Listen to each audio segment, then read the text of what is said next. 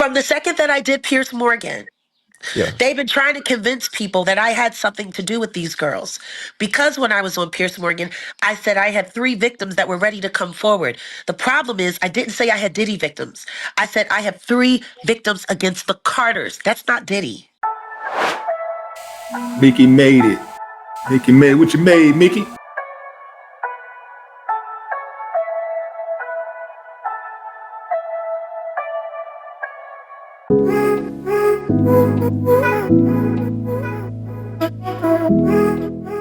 Y'all think this is a manhunt?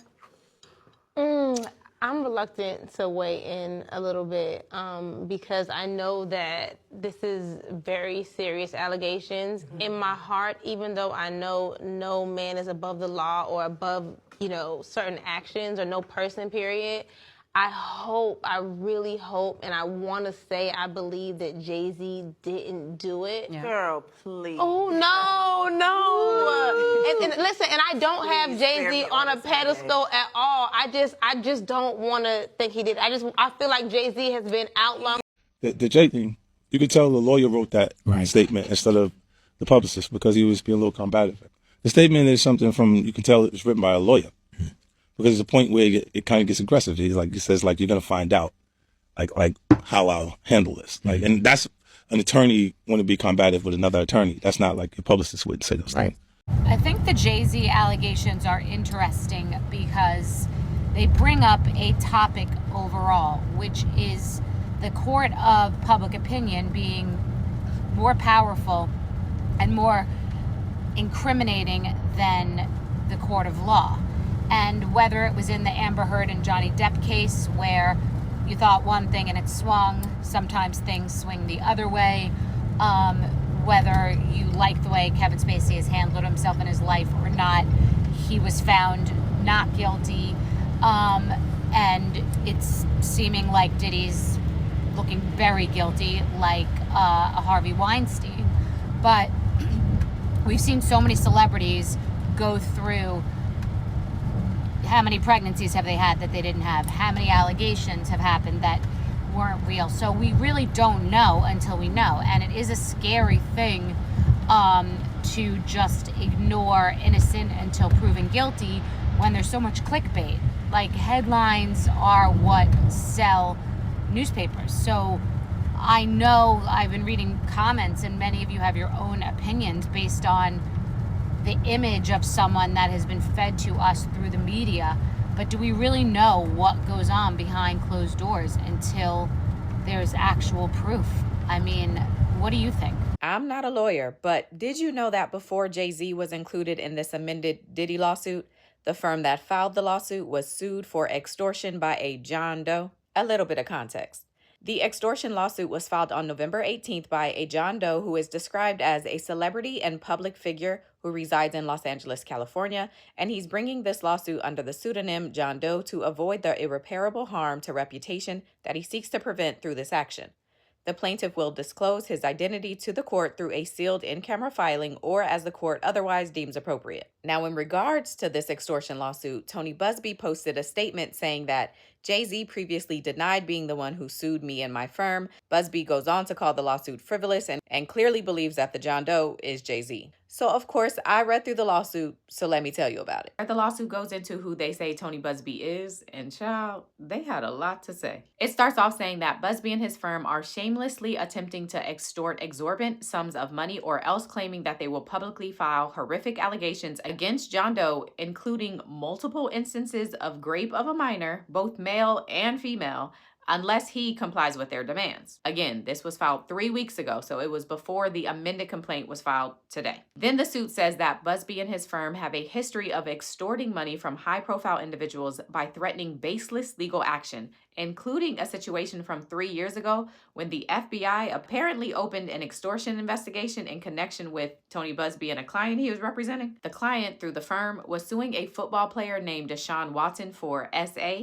and while the lawsuit doesn't say what exactly happened with that FBI investigation, it does say that Deshaun Watson was never criminally prosecuted because 2 separate grand juries rejected the charges, which John Doe and his team say prove that the claims were baseless. This lawsuit also notes that Tony Busby and his firm are currently representing clients who are suing both Yella Beezy and Chris Brown, which again, they say goes to show that this firm represents clients who target or seek out high-profile individuals that they can get a payday from. From there, the lawsuit goes into one of Tony Busby's own situations, saying, quote, Tony Busby was arrested in March of 2016 for driving under the influence, but Harris County District Attorney Devon Anderson personally dismissed the case after Busby completed pretrial intervention.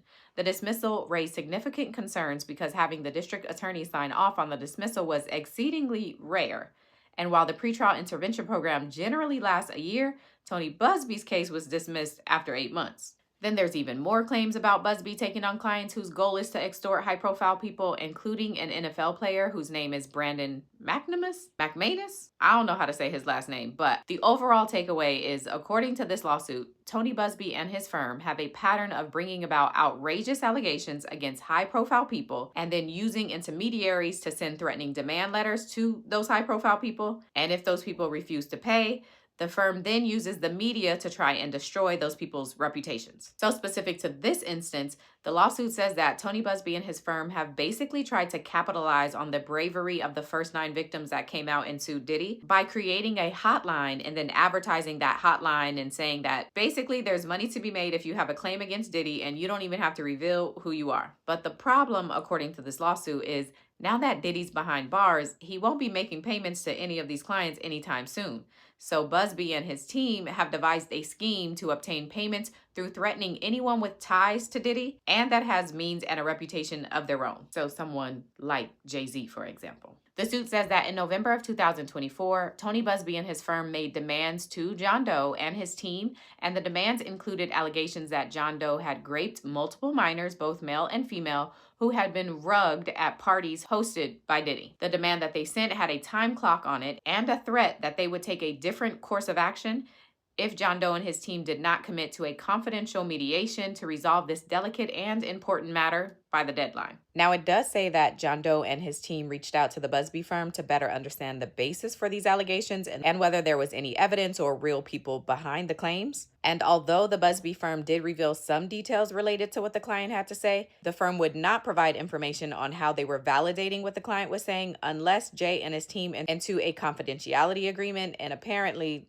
they weren't willing to do that. This lawsuit says that these false allegations have caused John Doe emotional distress, including anxiety and fear for himself and his family, and that these heinous and false allegations could permanently tarnish his reputation, subjecting him to public scorn and condemnation. The fallout would irreparably harm his personal and professional life, destroying his career, legacy, and emotional well-being, while causing significant emotional and economic suffering. And so this John Doe is suing Tony Busby and his firm for extortion and intentional infliction of emotional distress. Child, I'm finna sue for emotional distress. I'm stressed out.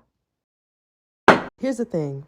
I've been singing A minor all summer. I would be such a hypocrite if I didn't apply that same energy to artists that I like. Drake and Jay-Z don't have a lot in common, but one thing that they both share is a documented history of getting really close to the line of being a fucking weirdo. You think I haven't noticed how old he was when he started talking to Beyonce? His entire discography highlights all the different ways in which he's a bad person and capable of doing evil things, and I also believe that there's no such thing as being a billionaire without also being a horrible person. Now you might be thinking, you know that he's a bad person and you still listen to his music anyway. I can almost guarantee you that every single major player in the music industry or any entertainment industry, period, is some degree of evil. They just haven't shown it yet. Like, I've seen a lot of people laughing and kikiing because they've been preying on Jay-Z's downfall just because they don't like his music. One, you're a cornball. You don't actually care about the victims. But if you think that every artist you listen to is squeaky clean, I got some news for you. Also, I don't know these people. When I say I like Jay-Z, I'm talking about his music, so I have no investment in like him being a good person so that I can feel more justified in listening to his music. There's still plenty of room for him to be innocent. I haven't written that off completely, especially because that lawyer is mad sketchy. But at the end of the day, when it comes to someone with a lot of money and power, I believe the victims first and ask questions later.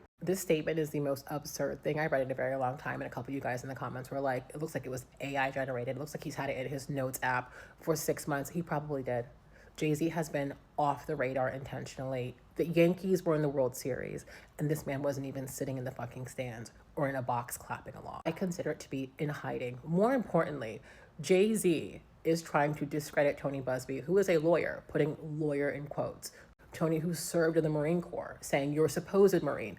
Jay-Z is not as credentialed as he thinks he is to discredit someone who has verifiable credentials. More importantly, he is not the person who can use those credentials to allude to like respectability and honor and a level of sort of behavioral standing that Tony should abide to. Just because you had a kid at 40 does not mean everything you've done prior to having that child no longer is attached to your reputation or your legacy. There is delusion in this like last paragraph here where he's like, I was just a young kid from the projects. I'm not like other celebrities.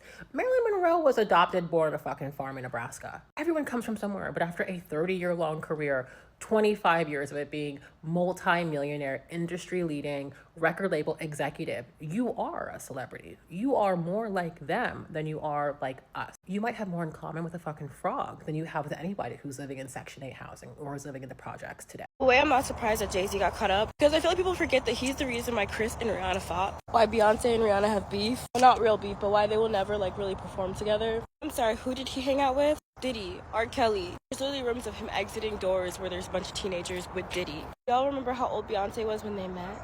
Should I say started dating? She was a teen. I forget, when it was Diddy in the hot seat, it was Jay-Z and his team trying to make Nicki Minaj the center of attention in a bad light. I'm always innocent until proven guilty. But there's a lot of dark energy between them two. I feel like there's a lot of dark energy in Hollywood, period. My motto is, the richer you are, the more twisted you get. Because when you have everything, you want for something that can't be bought. This is my thought and opinion. But what do you guys think? Do you think Jay-Z's innocent? Now I want to give a think piece concerning Jay-Z and this whole situation. We have to think about a lot of the leadership of the Black community in Hollywood and how the hunger for this sexual deviancy throughout many years, for decades, and it is literally tearing down so much legendary Black culture. So let's just start there. Mind-boggling to me because you almost kind of feel like Jay-Z could have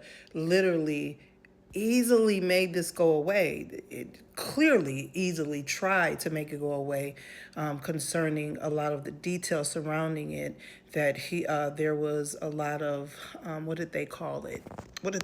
A lot of intimidation surrounding different lawyers, friends, and families who was associated with the plaintiff. Now, there's so much to this. You cannot, and this is why people don't believe in guilty by association, but it's true. How can two walk together unless y'all agreeing? Y'all in agreement, okay? Because one thing I'm not going to be around is somebody who is an irritant, somebody who is thieving. I can't be with you because you a whole thief. So guilty by association. So anybody who believes that this stuff is not true is blowing me.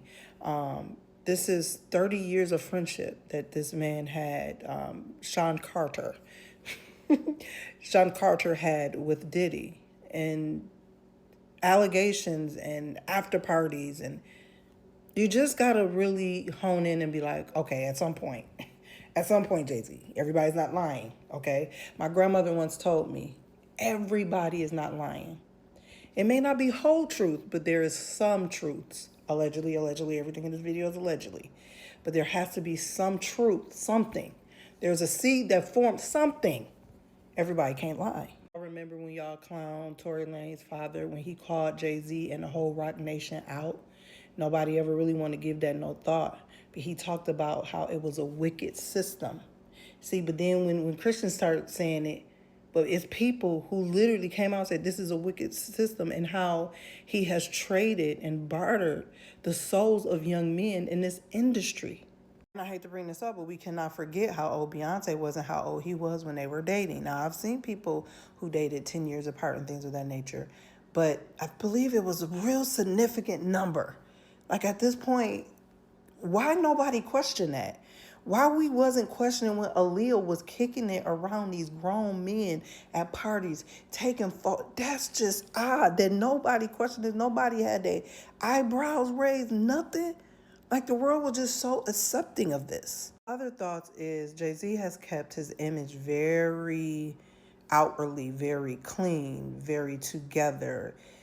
He has been extremely quiet. Like he wasn't an out person.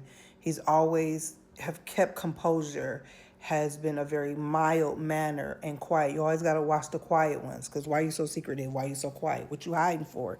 Because it's giving me that you're hiding. It's a hiding spirit. Come out. Come out and be loud. Why are you hiding?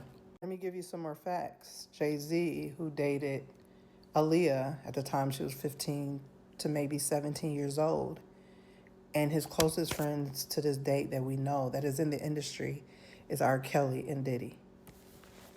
I'm just gonna look at y'all. So many think pieces around this.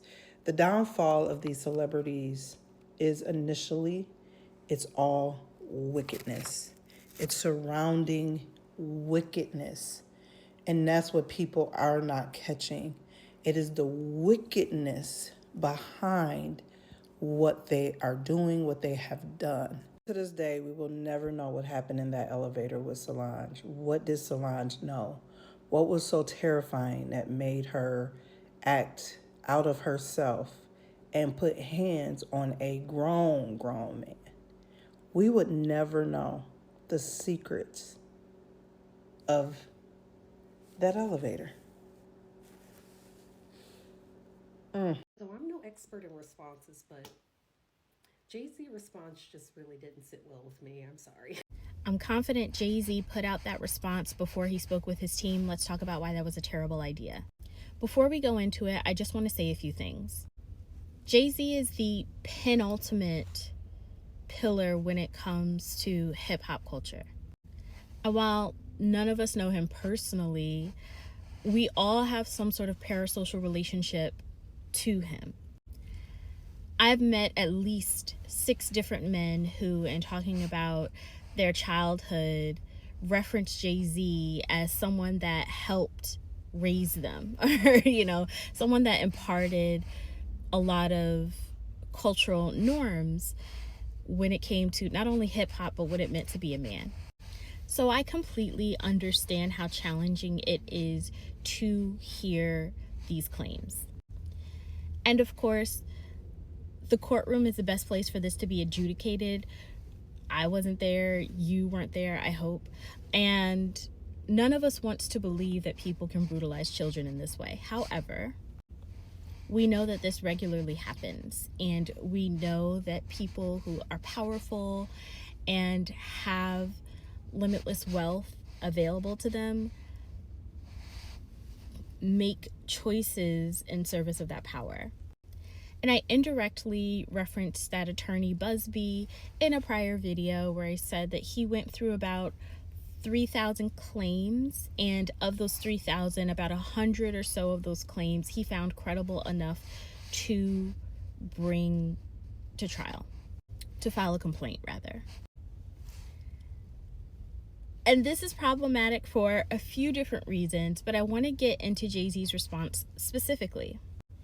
First things first, the way that it's written, it was clear that he did not speak with his PR team, his attorney, or anyone else. How do I know that? There's typos, and it is a very disorganized response. But there's a few things that I want to bring up that he brought up in the letter. First was that he received a demand letter from attorney Busby, and he offers that as some sort of proof that this was a shakedown, when actually demand letters are entirely normal and part of the adjudication process. Because court is always going to be there. That's why we have the courts. However, and judges encourage this, there's always a back and forth, there's always negotiations, and the goal is to reach some sort of mediation before this has to be tried. And we saw this with Cassie's attorney, right? Prior to filing the case, Cassie's attorney reached out to Diddy's attorneys to say, hey, this happened, we demand XYZ. In civil cases, anytime there's any sort of allegation of harm or preparation for trial, the attorney is going to send a demand letter to put you on notice that they intend to file this claim and also to afford you the opportunity to settle the claim before it's officially filed, because once the complaint is on file, it becomes part of public record. So this is your way to handle things without there being, no muss, no fuss. The second thing Jay-Z mentions is, this is a horrible thing. If you really think that I was capable of this, why not just sue me in criminal court? This is a crime, right? And if you've been watching my videos long enough, you will know the answer to this question, which is you have civil court, you have criminal court. Those two are different.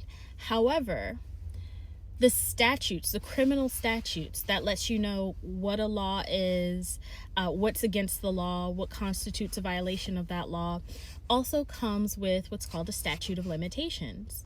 And the statute of limitations says you only have X amount of years for you to bring this claim. Once that time is up, you can't bring a criminal claim. You may, however, be able to bring a civil claim. And so to bring it up in the response to some sort of gotcha moment wasn't persuasive to me, because I know exactly why somebody would file this allegation in civil court as opposed to criminal court. I also want to take a moment for us to check in with ourselves and our community, because I have grown up in a time where so many cultural icons have been held to account, and I have heard the same responses from the community for every single one of them.